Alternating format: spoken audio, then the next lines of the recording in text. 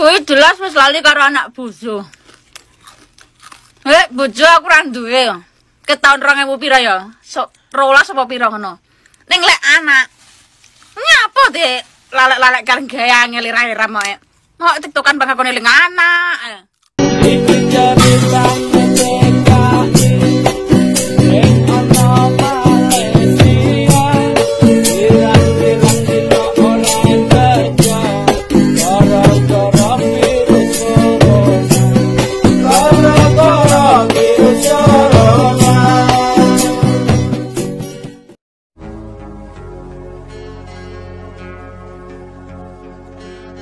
Desas-desus yang terkadang terdengar dan beredar di antara masyarakat awam, adalah memungkinkannya seorang TKW di luar negeri bersuami lagi.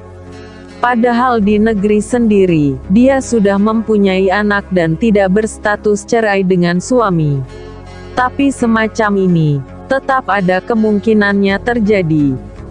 Di mana seorang TKW bersuami, mengaku berstatus lajang, atau janda karena telah mendapat 3 talak dari suami.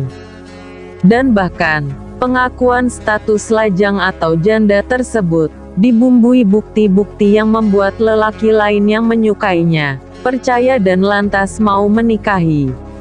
Tidak ada rotan, akar pun jadi. Kebutuhan biologis yang terus-menerus hingga tak terkendali, membuatnya melangkah menerjang pagar haramnya poliandri.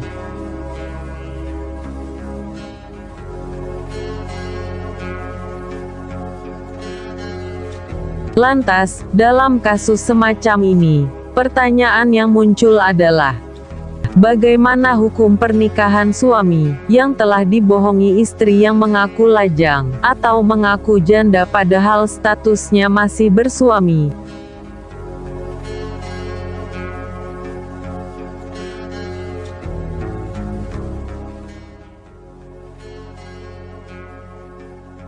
Pernikahan wanita yang mengaku lajang tidak punya suami dengan suami kedua atau bahkan suami ketiganya, secara administratif lahiriah tetap sah, asalkan wanita tersebut dapat menunjukkan bukti-bukti kuat status lajangnya saat dia melakukan pernikahan kedua, atau bahkan pernikahan ketiganya.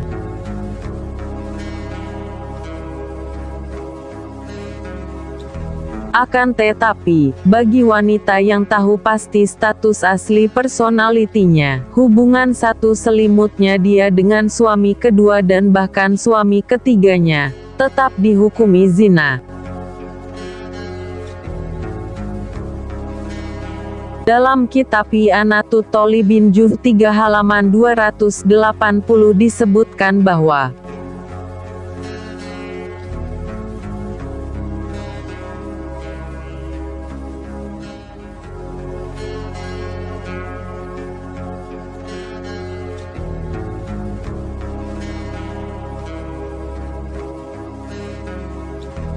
syarat wanita yang akan dinikahi berstatus lajang tidak terikat pernikahan dan tidak dalam masa iddah. Maksud dari ucapan musonef, kulun, min nikahin, wa iddatin. Meski dengan bentuk pengakuan si wanita sebagai lajang, maka, keadaan yang demikian ini, boleh menikahi si wanita selama tidak diketahui ada pernikahan dia sebelumnya. Jika diketahui ada pernikahan sebelumnya, dan si wanita mengaku suaminya sudah menceraikannya, atau mengaku suaminya sudah meninggal dan sudah lewat masa iddahnya, maka, wali nikahnya yang khos, bisa menikahkannya, dan tidaklah bisa menikahkan dia, wali yang am atau wali hakim, kecuali setelah mendapatkan kejelasan yang bisa meyakinkannya. Sementara dalam kitab ini Hayatus Zain jilid 1 halaman 302 disebutkan, disyaratkan, pada calon istri yang hendak dinikahi tidak dalam status menikah. Misalkan ada seorang wanita memberi izin pada 2 walinya untuk menikahkannya, kemudian salah satu walinya menikahkannya dengan seorang lelaki dan satu walinya yang lain menikahkannya dengan lelaki lainnya. Maka, bila pernikahannya terjadi bersamaan, atau tidak diketahui mana pernikahan pertamanya, atau diketahui mana yang pertama, hanya saja lelaki yang menikahi pertamanya tidak jelas, maka kedua pernikahannya dihukumi batal.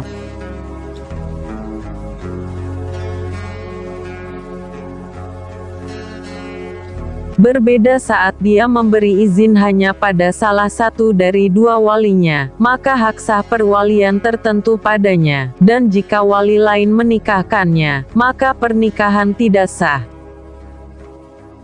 Dan jika diketahui keadaan dan keberadaan suami pertamanya, dengan saksi dan bukti yang kuat, maka suami pertama itulah yang sebagai suami sah. Namun bila terlupakan kejelasannya, maka ditangguhkan hingga menjadi jelas kesemuanya.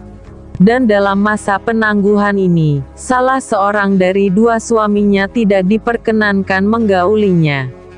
Saat penangguhan, bagi lelaki ketiga, tidak boleh menikahinya sebelum kedua suaminya mentalaknya, atau kedua suaminya meninggal dunia, atau salah satu suaminya mentalaknya, dan satunya lagi meninggal dunia, dan juga telah usai masa iddahnya dari suami yang telah menjimaknya, atau dari yang meninggal dunia.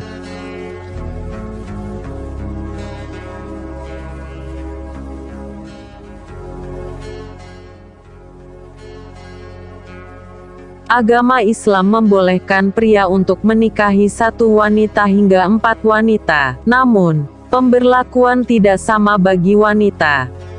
Pada zaman Rasulullah, poliandri mungkin adalah hal yang tidak bisa diniscayakan. Karena apabila wanita yang berpoliandri tersebut mengandung, maka akan sukar ditentukan siapa bapak biologis anak yang dikandungnya. Namun pada zaman sekarang ini, dengan kemajuan teknologi di bidang medis, bapak biologis anak bisa ditentukan dengan penelitian sampel DNA, yang diambil dari anak dan dari DNA ayahnya.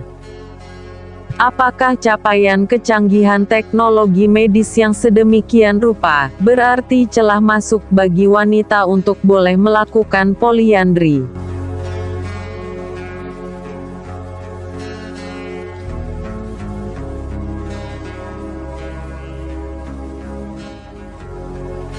Keharaman poliandri bukan semata-mata disebabkan karena khawatir akan terjadinya kerancuan keturunan, tapi memang keharaman yang telah Allah Subhanahu wa Ta'ala tetapkan. Oleh karena itu, poliandri tetap haram dilakukan oleh seorang wanita yang mandul, dan zina juga tetap haram bagi laki-laki yang impoten. Kalau seandainya keharaman poliandri hanya karena khawatir akan terjadinya kerancuan dalam masalah keturunan, seharusnya wanita mandul boleh berpoliandri, sebab wanita mandul tidak akan memiliki keturunan, sehingga tidak akan timbul masalah kerancuan nasab.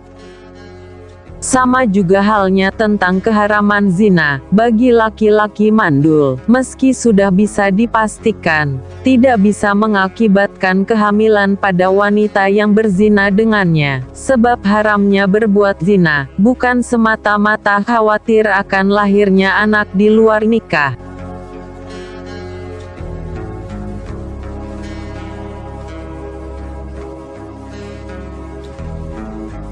Ketentuan dalam syariat Islam, melamar wanita yang sedang dalam lamaran orang lain pun hukumnya haram, apalagi berpoliandri.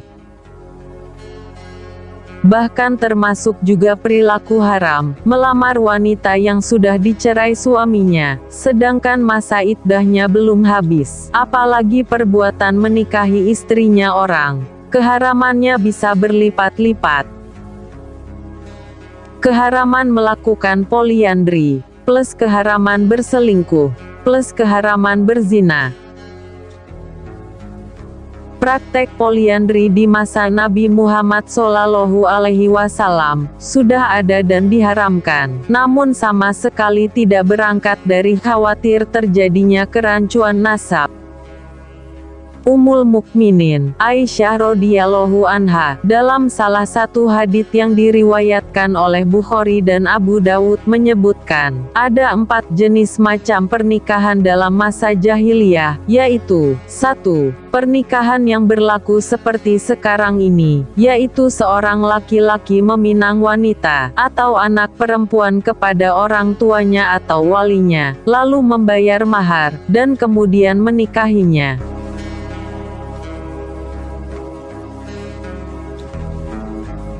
Kedua, seorang laki-laki berkata kepada istrinya, ketika istrinya itu telah suci dari haidnya, pergilah kepada si fulan, kemudian mintalah untuk disetubuhi, sementara suaminya sendiri menjauhinya, dan tidak menyentuhnya sama sekali, sehingga telah jelas istrinya itu telah hamil dari hasil hubungannya dengan laki-laki tersebut. Kemudian apabila telah jelas kehamilannya, lalu suaminya itu melanjutkan menggaulinya, jika dia suka, dan hal itu diperbuat karena keinginan untuk mendapatkan anak yang cerdas, atau bibit unggul. Nikah semacam ini disebut nikah istibdo.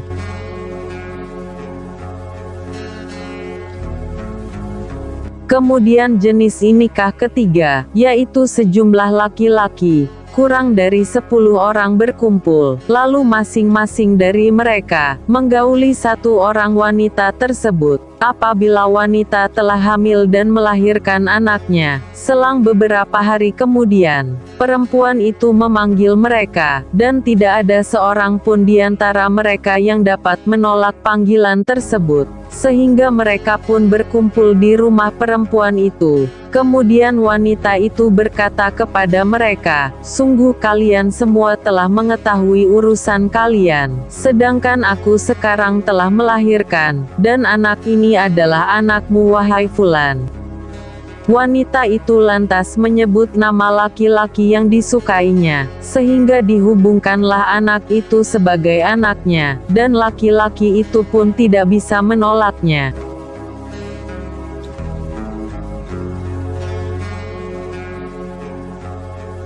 Jenis nikah yang keempat, ada banyak laki-laki berkumpul, lalu mereka menggauli satu orang wanita, yang memang tidak akan menolak setiap laki-laki yang menggaulinya. Mereka itu adalah para wanita pelacur. Mereka memasang bendera-bendera di depan pintu mereka sebagai tanda.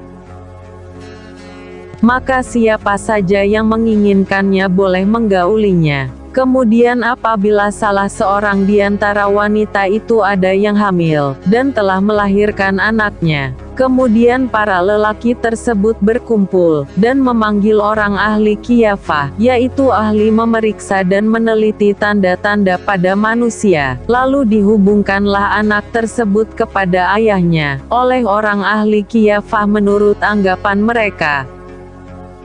Selanjutnya, anak itu pun dipanggil sebagai anaknya, dan orang yang dianggap sebagai ayahnya tidak boleh menolaknya.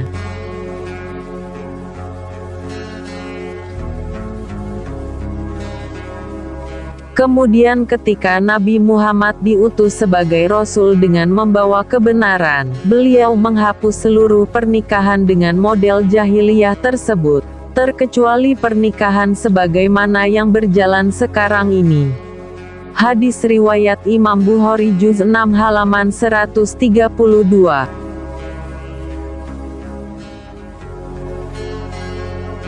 Singkat kata, dalam memahami simpulan dari keempat macam pernikahan di zaman jahiliyah tersebut, pernikahan nomor 2, nomor 3, dan nomor 4 disebut dengan perilaku zina, yang di masa sekarang ini disebut dengan istilah poliandri.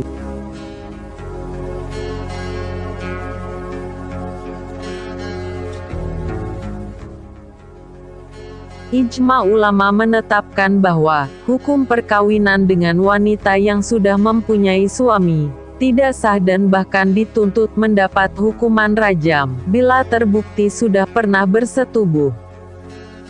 Oleh karena itu, poliandri dihukumi haram, karena berdasarkan pada nas Al-Quran Surah An-Nisa ayat 24.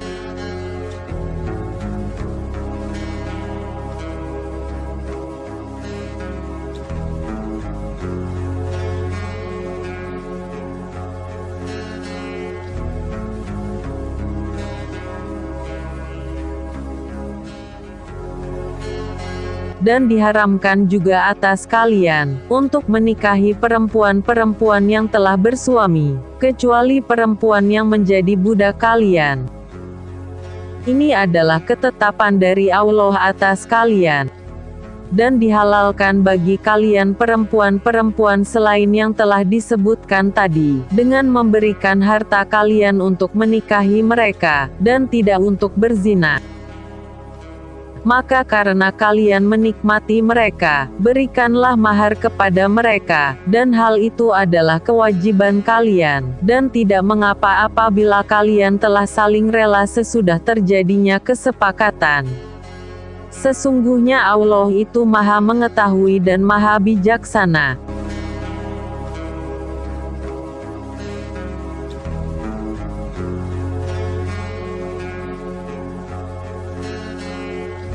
Kemudian Imam Al-Hafiz Ibnu Katsir juga membawakan riwayat hadis, yang menjelaskan sebab turunnya ayat di atas.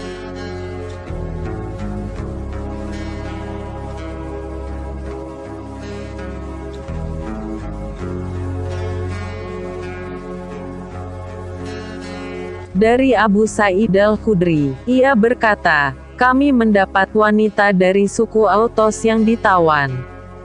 Para wanita itu memiliki suami lebih dari satu. Kami enggan bersetubuh dengan mereka karena mereka memiliki suami. Kami pun bertanya kepada Rasulullah Shallallahu Alaihi Wasallam. Lalu turunlah ayat yang artinya, dan diharamkan juga kamu mengawini wanita yang bersuami, kecuali budak-budak yang kamu miliki. Dengan itu kami pun menganggap mereka halal dicampuri. Tafsir Ibnu Katsir, Juz 2 halaman 256.